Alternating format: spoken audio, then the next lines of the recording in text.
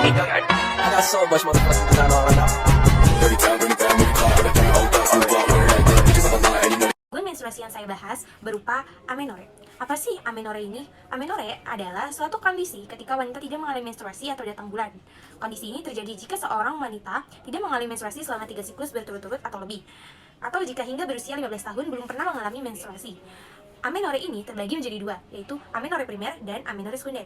Ada yang tahu nggak sih amenore primer itu apa? Amenore primer adalah ketika seorang perempuan telah mengalami perubahan lain pada masa pubertas, tetapi belum mengalami menstruasi dan berusia 15 tahun. Sedangkan amenore sekunder yaitu kondisi tidak haid selama lebih dari 3 siklus atau 6 bulan. Faktor resikonya ini berupa riwayat keluarga yang mengalami amenore, gangguan pola makan seperti anoreksia atau bulimia, olahraga dengan intensitas tinggi, obesitas, genetika seperti memiliki perubahan pada gen yang menyebabkan sindrom Fragile.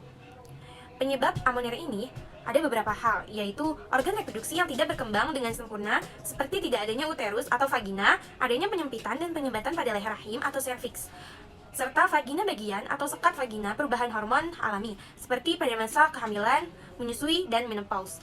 Disebabkan juga oleh penggunaan beberapa jenis obat kontrasepsi.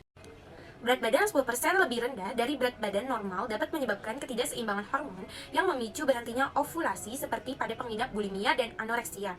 Stres yang memicu perubahan fisik, hipotalamus pada otak, yang merupakan daerah yang mengontrol siklus menstruasi. Olahraga atau aktivitas fisik yang berlebihan dapat mengganggu siklus menstruasi.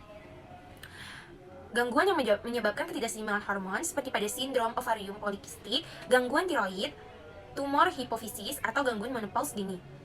Gejalanya, ada beberapa gejala di kondisi ini, yaitu tidak menstruasi, rambut rontok, nyeri kepala, nyeri panggul, tumbuh jerawat, gangguan penglihatan, tumbuh bulu-bulu halus pada wajah, keluar cairan pada puting susu.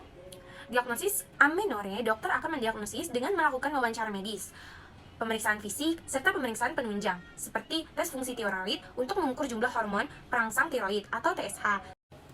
Amenorea ini dapat dicegah dengan perubahan pola hidup sehat, cukup beristirahat, hindari berolahraga atau beraktivitas berlebihan, jaga pola makan yang sehat dengan tidak menahan nafsu makan, hindari stres yang berkepanjangan, catat dan perhatikan siklus menstruasi dengan seksama.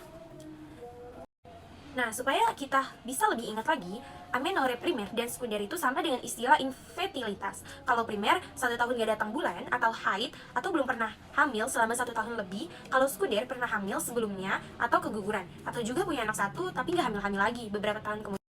Nah, demikian yang dapat saya sampaikan.